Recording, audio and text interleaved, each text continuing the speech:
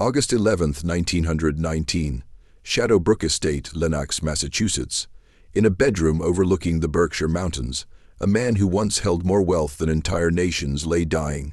At its peak, his fortune reached $380 million, adjusted for both inflation and economic growth that equals somewhere north of $380 million. Adjusted for both inflation and economic growth that equals somewhere north of $500 billion today, more than Sweden's GDP at the time, and larger than the entire annual budget of the U.S. government. Andrew Carnegie built an empire that literally reshaped America's physical landscape. His steel became the Brooklyn Bridge, completed in 1883.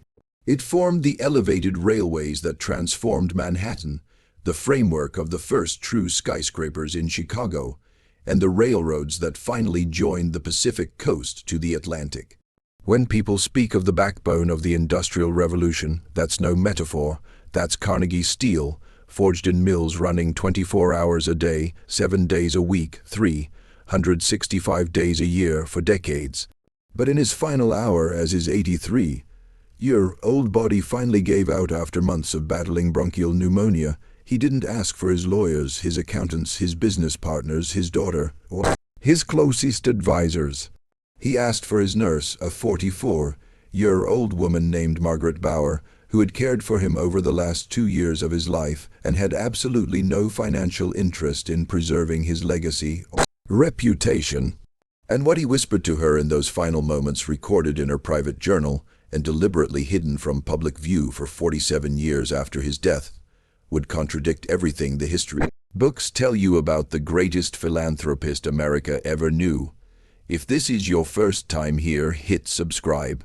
Every week, I cover the economic stories they don't teach you in school, the ones that make powerful people uncomfortable, that reveal how fortunes are truly built, how power really works, and what happens when the cameras finally turn off. Most people know Andrew Carnegie as the ultimate rags to riches tale. The penniless Scottish immigrant who arrived in America with nothing, became the richest man in the country through hard work and innovation, and then gave it all away for the benefit of humanity. In American culture, that story is almost mythological. There are 259 Carnegie libraries across the English-speaking world, not an estimate, but the actual documented number. Walk into almost any American town founded before 1920, and if there's a public library, chances are Carnegie funded it. Universities from Pittsburgh to Scotland bear his name. Carnegie Hall in New York, Carnegie Mellon University, the Carnegie Endowment for International Peace, the Carnegie Foundation for the Advancement of Teaching. These institutions still operate, still dispensing millions of dollars every year, nearly a century after his death. He wrote books and essays on the moral obligations of the wealthy. His most famous piece, The Gospel of Wealth, published in 1889, became one of the most influential economic philosophies in American history. Carnegie argued that dying rich was morally indefensible, that accumulating massive wealth was acceptable, even necessary, but only if you redistributed it strategically before you died. He called wealthy men who hoarded their fortunes until death a disgrace to civilization. That essay made him famous beyond the business world. It made him an intellectual, a philosopher of capitalism.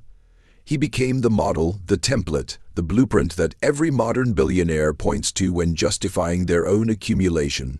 When Bill Gates and Warren Buffett created the Giving Pledge, explicitly asking billionaires to give away most of their wealth, they cited Carnegie as the inspiration. Mackenzie Scott structures her giving based on Carnegie's principles. But here's what that heroic story leaves out. Carnegie didn't actually start giving his money away in any significant quantity until he was 66 years old. He spent the first 50 years of his adult life, half a century, accumulating that fortune through business practices so brutal they triggered federal investigations, congressional hearings, armed uprisings by his own workers, and deaths that nobody bothered counting accurately because immigrant labor was considered disposable. And that nurse who sat with him at the end, Margaret Bauer, kept detailed private notes about everything Carnegie said to her during his final 2 years. Those notes didn't surface publicly until 1966, 47 years after his death. When they finally did, they painted a picture of Andrew Carnegie that contradicted almost everything in the official biographies. A man who, in private, away from the foundations and the building, with his name carved in stone, admitted things he would never have said publicly. The notes described a man haunted not by guilt in the traditional sense. Carnegie never believed his business methods were morally wrong. He operated within the accepted rules of capitalism at the time, doing what the system not only allowed but actively rewarded. Yet he was haunted by the cost, by specific names and faces he couldn't forget even decades later, by the question of whether 2,000 libraries could balance the scales against the men who died in his mills. Andrew Carnegie was born in Dunfermline, Scotland, on November 25, 1835. His father, William Carnegie, was a master weaver, not a factory worker, but a skilled independent craftsman who owned his own loom and made a decent middle-class living producing damask linen. The Carnegie family lived comfortably, not wealthy but secure. Andrew grew up in a world where craftsmanship meant something, where skilled labor commanded respect and fair compensation. Then the power loom arrived, automated weaving technology that could produce fabric faster and cheaper than any human craftsman. Within 2 years, William Carnegie's entire trade collapsed. He couldn't compete with machines. His decades-developed skills became economically worthless overnight.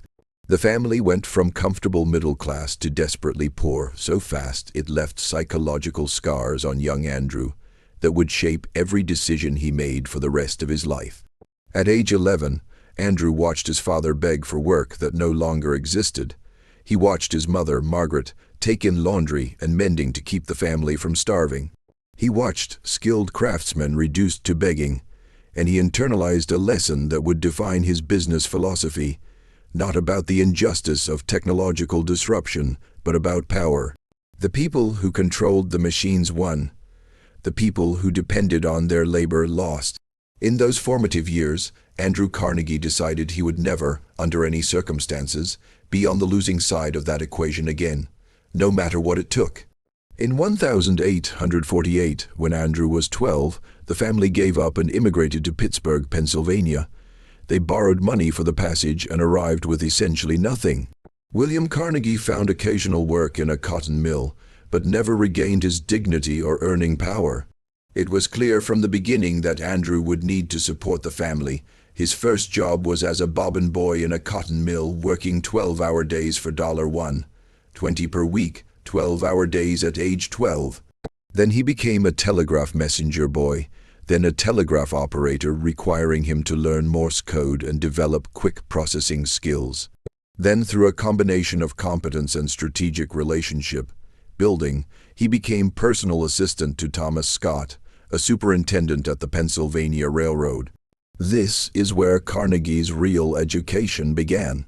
Thomas Scott taught him how American business actually worked, not the version taught in economics classes, but the real version: how to manipulate stock prices, how to get insider information on land purchases before railroad routes were announced, how to structure deals so you profited whether the company succeeded or failed, how to use political connections to secure government contracts, how to position yourself to benefit from other people's labor, capital, and risk. By age 24, Carnegie was superintendent of the Pennsylvania Railroad's Western Division. He wasn't just good at his job, he was ruthless about identifying every possible angle for personal profit. When the railroad needed bridge construction, Carnegie invested in a bridge company, then awarded contracts to himself. When the railroad needed sleeping cars, he invested in the Woodruff Sleeping Car Company, then made sure Pennsylvania Railroad bought their products exclusively. Then came the Civil War. While men his age were dying at Gettysburg, Antietam, and Shiloh, Carnegie stayed in Pennsylvania, perfectly safe managing railroads, yes, but also getting extraordinarily wealthy selling the Union Army everything from railroad ties to telegraph wire to iron at prices that made his fortune. He was 29 years old when the war ended, worth more than most people would earn in 10 lifetimes. After the war, Carnegie looked at the American economy and saw something almost everyone else missed. The country was about to explode. The railroad boom was just beginning. Cities were growing at rates nobody had predicted. Immigration was flooding the labor market with desperate workers. And all of it, every bit of the coming expansion, would require one material more than any other: steel. In 1873, he founded Carnegie Steel Company in Pittsburgh. The popular story says Carnegie succeeded because he innovated better than competitors, because he was smarter, worked harder, adopted new technologies faster. There's some truth there. But the real reason Carnegie Steel dominated American steel production had nothing to do with innovation. It had to do with ruthlessness, with a business model built on a simple principle that Carnegie understood better than his competitors. The fastest way to accumulate wealth in capitalism isn't through innovation or superior products, it's through market control, cost cutting to the absolute minimum, and the willingness to destroy anyone who stands in your way. Carnegie's strategy was brutally simple: cut costs to the bone, produce steel cheaper than any competitor could match, undercut their prices until they went bankrupt, buy up their assets at auction for pennies on the dollar, consolidate your control, and repeat. To cut costs, Carnegie needed cheap labor, very cheap labor. He found it in the massive waves of immigration flooding into America in the late 1800s. Desperate men from Eastern Europe, Ireland, Italy, men who spoke little or no English, who had no other options, who would work for wages that American-born workers wouldn't accept. Carnegie's mills ran on 12-hour shifts, 7 days a week, with shift rotations every 2 weeks. That meant for 1 day during the rotation, a worker would labor for 24 hours straight. Not a typo, not an exaggeration. 24 continuous hours in a steel mill where the temperature regularly exceeded 130 degrees Fahrenheit, where molten metal splashed, where machinery could tear off limbs, where a moment of exhaustion, induced inattention, could mean death. The injury and death rates were staggering. In 1889 alone, just 1 year, Carnegie's plants officially reported 462 serious injuries. Serious meant permanent disability, lost limbs, severe burns, crushed bones, or death. That's the official number. The actual number was almost certainly much higher, because minor injuries went unreported, and workers who complained too loudly about unsafe conditions simply got replaced. There was always another desperate immigrant at the gates willing to take the job. Carnegie himself rarely visited his mills. He spent most of his time in New York managing the business side, or in Scotland, where he bought an estate and played the role of returning conquering hero. He insulated himself from the physical reality of how his fortune was being built. His plant managers handled day-to-day operations. His accountants sent him profit reports. The workers were just numbers in ledgers. The breaking point came in 1892. The Homestead Strike. This is the moment that should have destroyed Andrew Carnegie's reputation forever. It should be the first thing anyone learns when they hear his name. Instead, it's barely mentioned in most histories. Here's what actually happened. Carnegie's main plant was in Homestead, Pennsylvania, a small town just outside Pittsburgh that existed almost entirely to support the steel mill. The workers there were unionized. The Amalgamated Association of Iron and Steel Workers was one of the strongest and most organized unions in America at the time. They had a contract with Carnegie Steel, set to expire in June 1892. When negotiations began for a new contract, the union's demands were modest by any reasonable standard: a slight wage increase to keep pace with the company's exploding profits, reduction of 12-hour shifts to 10 hours, and basic safety improvements like protective equipment and guards on dangerous machinery. Nothing radical, nothing that would actually threaten Carnegie Steel's profitability. Carnegie refused. Not just the wage increase, not just the safety improvements. He decided to break the union entirely, to eliminate organized labor from his operations permanently. He put this plan in the hands of Henry Clay Frick, his partner and the company's chairman. Frick was known throughout American industry as one of the most viciously anti-labor executives in the country. Carnegie's instructions to him were explicit and well documented in their correspondence. Crush the union. Do whatever it takes. I'll back you completely. Frick's plan was straightforward. Lock the workers out of the plant, announce plans to hire replacement workers at lower wages with no union representation, and use force to make it happen. On June 29, 1892, Frick locked the gates and posted notices that the plant would reopen July 6 with non-union workers. He built a fence around the entire facility 15 feet high, topped with barbed wire. Workers started calling it Fort Frick. He hired 300 Pinkerton agents, essentially a private army. The Pinkertons were notorious union busters for hire, armed mercenaries who specialized in violent strike breaking. The locked-out workers, 800 men, barricaded the town. They organized patrols. They had no intention of letting replacement workers enter the plant. They had spent years building that union and weren't giving it up without a fight. On July 6th, the Pinkertons arrived by barge on the Monongahela River at 4 in the morning, hoping to enter the plant before the workers knew they were coming. But the workers were waiting. They had sentries posted along the river. When the Pinkertons tried to land, the workers opened fire. What followed was an actual battle, not a protest that got out of hand, but an armed battle on American soil between workers fighting for their union and a private army hired by one of the richest men in the world. The fighting lasted 14 hours. The Pinkertons had Winchester rifles.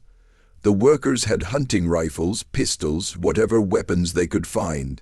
They used dynamite. They pushed a burning rail car toward the barge.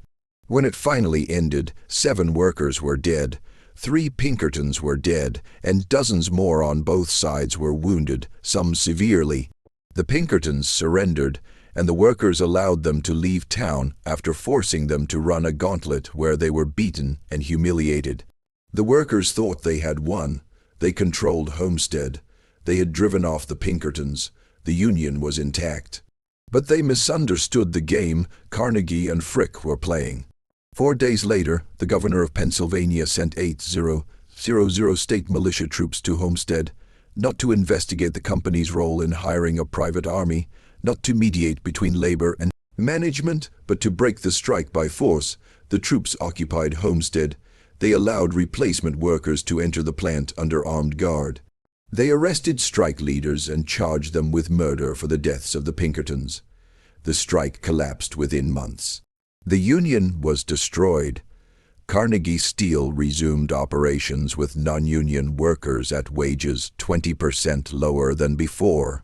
Production increased, profits increased, Carnegie became even wealthier, and Andrew Carnegie, he was in Scotland the entire time, at his estate, Skibo Castle, playing golf, entertaining guests. He would later claim in his autobiography that he had no knowledge of Frick's plans, that he would never have approved hiring the Pinkertons, that the violence horrified him when he learned about it. This was a lie. The telegrams between Carnegie and Frick were preserved and surfaced decades later. Carnegie knew the entire plan. He approved every detail. And when it was over, when the union was broken and the workers were back at lower wages, Carnegie sent Frick a telegram, not a reprimand, but a congratulations. 3 years before Homestead, in 1889, Carnegie had published his essay, The Gospel of Wealth. In it, he laid out his philosophy that wealthy men had a moral duty to give away their fortunes during their lifetimes. The essay made Carnegie famous in intellectual circles, giving him a reputation as a philosopher, not just a businessman. But when Carnegie published The Gospel of Wealth in 1889, he had not actually given away any significant amount of money. It was all theoretical, a philosophical argument with no personal sacrifice attached. He didn't actually start his philanthropic giving in earnest until 1901. He was 66 years old. He had just sold Carnegie Steel to J. J.P. Morgan for $480 million. Only then, only after he had extracted every possible dollar from his business, only after decades of brutal labor practices and monopolistic market control, did he start building libraries. Between 1901 and his death in 1919, Carnegie gave away approximately $480 million. Only then, only after he had extracted every possible dollar from his business, only after decades of brutal labor practices and monopolistic market control did he start building libraries. Between 1901 and his death in 1919, Carnegie gave away approximately $350 million. That number gets cited constantly as evidence of his generosity. But he kept $130 million. In today's money, that's multiple billions. More than enough for his family to live in extraordinary luxury for generations. And even the money he gave away came with strings attached. Carnegie libraries required recipient cities to provide the land and commit to funding ongoing operations, which many small towns struggled to afford. His charitable foundations were structured specifically to ensure his name would live on in perpetuity, attached to institutions that would shape public opinion for generations after his death. This wasn't selfless giving, it was strategic reputation management. Carnegie was buying something with those donations: immortality, historical redemption, the right to be remembered as a philanthropist rather than as the man who hired the Pinkertons. And it worked. The Carnegie myth replaced the Carnegie reality in public consciousness within his own lifetime. This brings us back to Margaret Bower. She was 42 years old when she took the job as Carnegie's private nurse in 1917. She had trained at Massachusetts General Hospital, one of the most prestigious nursing programs in America. She took the Carnegie position because it paid well and because, like most Americans at the time, she believed the myth. The Andrew Carnegie she actually met was 81 years old, physically frail, and dying slowly of bronchial pneumonia. But his mind was still sharp, and as the months passed and his condition gradually worsened, something unexpected began to happen. He started talking to her. Not the carefully rehearsed stories he told journalists and biographers, but the real stories. Margaret kept a journal. She didn't intend to publish it. It was just her way of processing what she was hearing. She wrote down conversations, his nightmares, the things he said when he thought no one important was listening. The journal stayed completely private until Margaret's death in 1972. Her daughter, going through her mother's papers, found it and decided it belonged in the Carnegie archives. She donated it to the Carnegie Library of Pittsburgh in 1966. The archivists who received it were stunned. It contradicted almost everything in the official Carnegie biography. The library accepted the journal, but classified it as a restricted document. They didn't publicize its existence. Researchers who somehow learned about it and requested access often found their requests denied or indefinitely delayed. Only in recent decades has the journal become more accessible, but even now, most people who study Carnegie have no idea it exists. In an entry from March 1918, Margaret describes Carnegie waking from a nightmare at 3:00 in the morning, calling out for Henry Clay Frick. Frick had died 2 years earlier. He and Carnegie hadn't spoken since 1900. But in his delirium, Carnegie kept asking for Frick, kept asking whether the Pinkertons had arrived yet, whether the strikers were still at the gates. He was reliving Homestead. More than 25 years later, it was still there.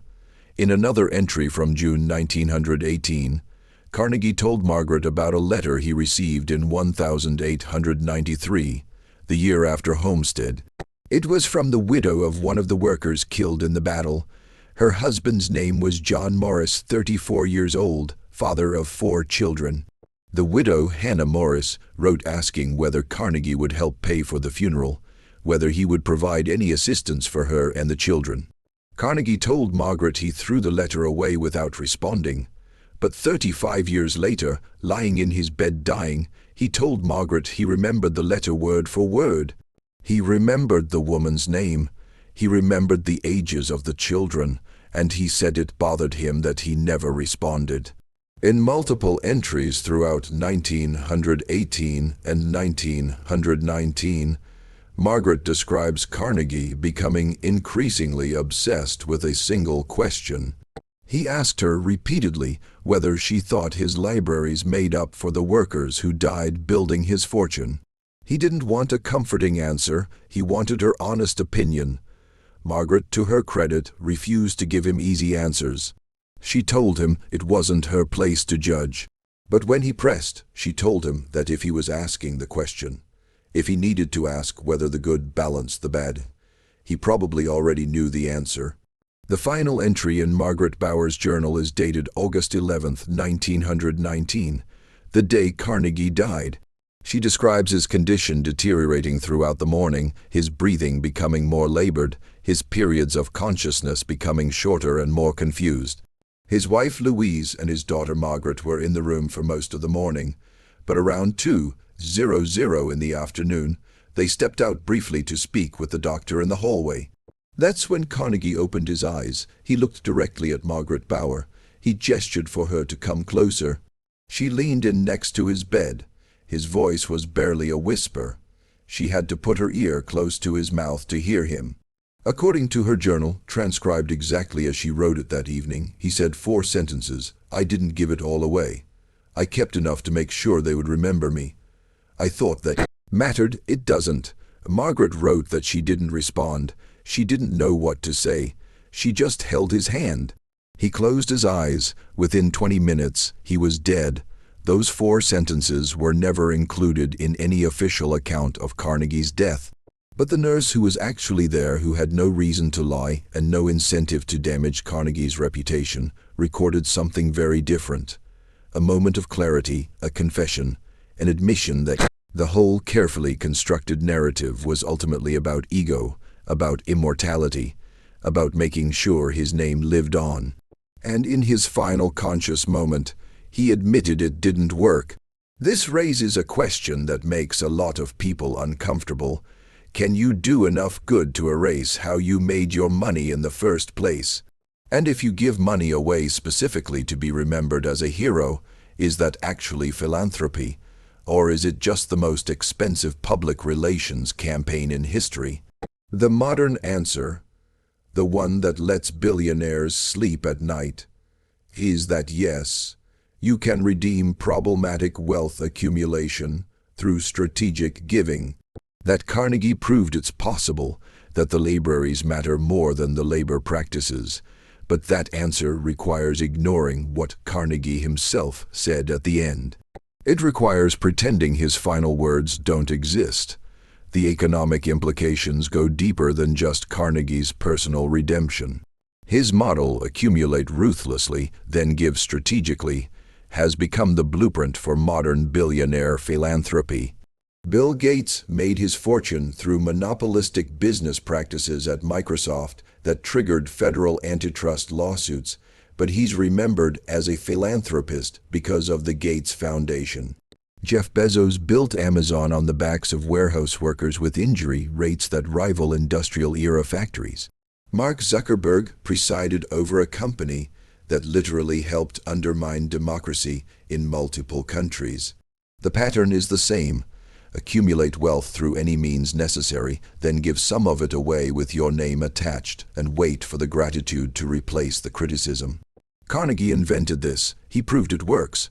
He showed that if you give away enough money in visible enough ways, people will eventually forget how you got it. Except Carnegie himself, at the very end, admitted it did matter, that he hadn't escaped judgment, that the libraries hadn't balanced the scales, that keeping enough money to ensure his name lived on forever was pointless, because immortality bought with blood money isn't actually worth having. Margaret Bauer lived until 1972. She gave exactly 1 interview after her journal became public in 1967. The interviewer asked her directly whether she thought Andrew Carnegie was a good man. She said she didn't think good and bad were useful categories for someone like Carnegie. That he did both tremendously good and tremendously terrible things, both on a scale that most people couldn't comprehend. That the question wasn't whether he was good or bad, it was whether the good outweighed the terrible. And she said only the people who actually suffered under his business practices had the right to answer that question. Not her, not historians, not the people who used his libraries, only the workers who died in his mills and the families they left behind. Those people can't answer the question. The workers who died at Homestead are long gone. Hannah Morris and her 4 children, the family Carnegie ignored when they asked for help. There's no record of what happened to them. They disappeared into historical obscurity, while Carnegie's name went on buildings that will stand for centuries. So we're left with 2 competing legacies. On one side, 259 libraries, universities, foundations, institutions that have educated millions and funded important work. On the other side, mass graves of workers whose names no one recorded, families destroyed by poverty, communities devastated by monopolistic practices. We're left with a legacy that depends entirely on which part of the story you choose to emphasize. And we're left with 4 sentences whispered by a dying man to a nurse who had no reason to lie. I didn't give it all away. I kept enough to make sure they would remember me. I thought that mattered. It doesn't. Those words didn't make it into Carnegie's official biography. They're not engraved on the buildings that bear his name. They're not taught in business schools when professors discuss the gospel of wealth. But they might be the most honest thing Andrew Carnegie ever said. They might be the only moment in his entire carefully managed public life when he told the complete truth about what his fortune cost and whether his giving actually changed anything. The Carnegie myth survives because people need it to survive. We need to believe that extreme wealth and moral goodness can coexist, that you can be a good billionaire if you just give enough away before you die. Carnegie's legacy makes that belief possible. But Carnegie himself didn't die believing it. The one person who heard his actual final words recorded a very different message, a confession, an admission that it was all about ego and immortality, and that even on those terms he failed. The buildings will stand, the foundations will continue. Carnegie's name will be remembered long after everyone reading this is dead. He got the immortality he paid for, but he also spent his final conscious moment admitting it wasn't worth what it cost to get it. And that admission, buried in an obscure journal for decades, might be the most important part of his entire story.